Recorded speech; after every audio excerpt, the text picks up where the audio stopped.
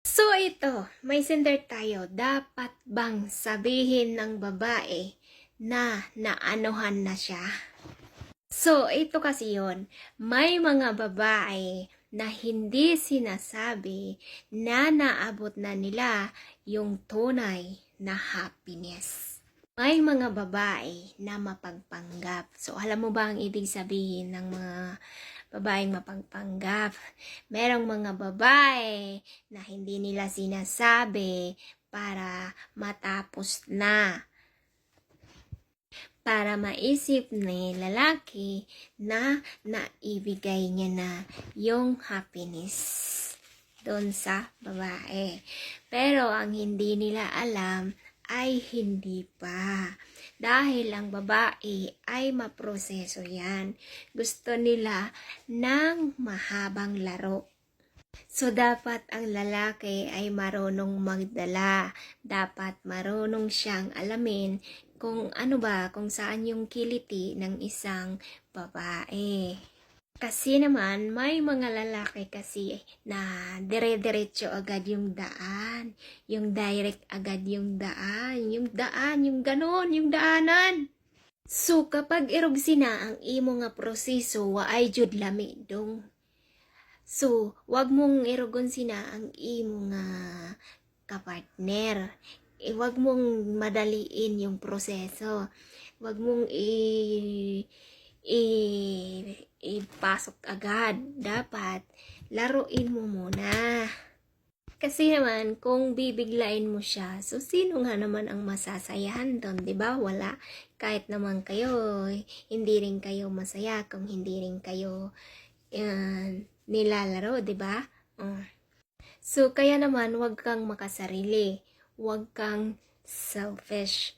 Kasi alam mo ba, sige ka, pag ikaw ay tamad at hindi ka marunong, isa yan sa dahilan kung bakit naghahanap yung usad nga babayi. Dahil nga, wala kang boring kang kasama, ganun. Walang kalatoy-latoy. O, di ba? Kaya dapat hindi ka selfish. Na gusto mo, ikaw lang lagi. So, dapat lagi mong panatilihin na masaya lagi siya sa'yo. So, ito na nga, balik tayo dun sa topic na kung dapat niya bang sabihin na siya ay masaya. So, ang sagot doon ay oo. Kasi, meron din naman kasing mga lalaki na alam na nila kapag naging masaya na ang isang babayi. Alam na nila yung galawan. Kasi nga, marunong na silang makiramdam, pero mayroong mga lalaki nga manhit ba, yung walang pakiramdam, hindi nila alam yung babae, tapos sila, walang kaalam-alam. So, dapat meron ding mga lalaki na tanungin nila kung, ayan na, natapos na ba? Ganon. Pero merong mga babae na hindi umiimik, hindi nagsasabi. Tapos, meron din mga lalaki na nagtatanong na, naging masaya ka ba? Naging satisfied ka ba sa ating laro? Ganyan. Kaya ito mga girls, tigil-tigilan nyo na yung mapagpanggap kayo. Dapat kasi, maging vocal din kayo dun sa inyong kapartner. Kasi alam niyo ba, ang pagiging vocal sa inyong mga sarili, ang pagiging open nyo sa inyong mga partner, ay isa din yan sa nagpapatatag sa inyong relasyon. Dapat hindi na kayo nagtatago kung hindi na kayo nahihiya na sabihin na ganito, gano'n. Lalo na kung may mga anak na kayo, kung matagal na kayo, okay na yung sabihin mo, grabe.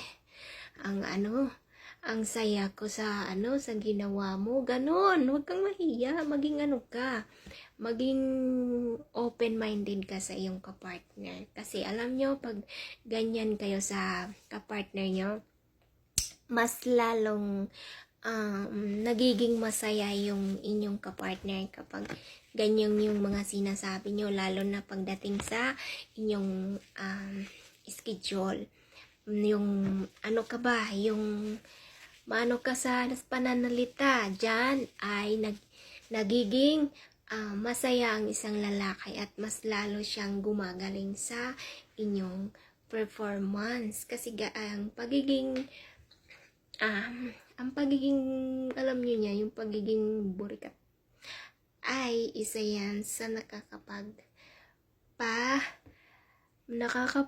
alam mo na, nakakapag pasaya sa mga lalaki. Gusto nila yung matayog ang iyong tinig kapag naglalaro kayo, yung parang aso ba na umaalulong ka, ganon. Yan, dyan talaga lumalabas yung galing ng mga boys kapag ikaw ay maingay. That's it for today.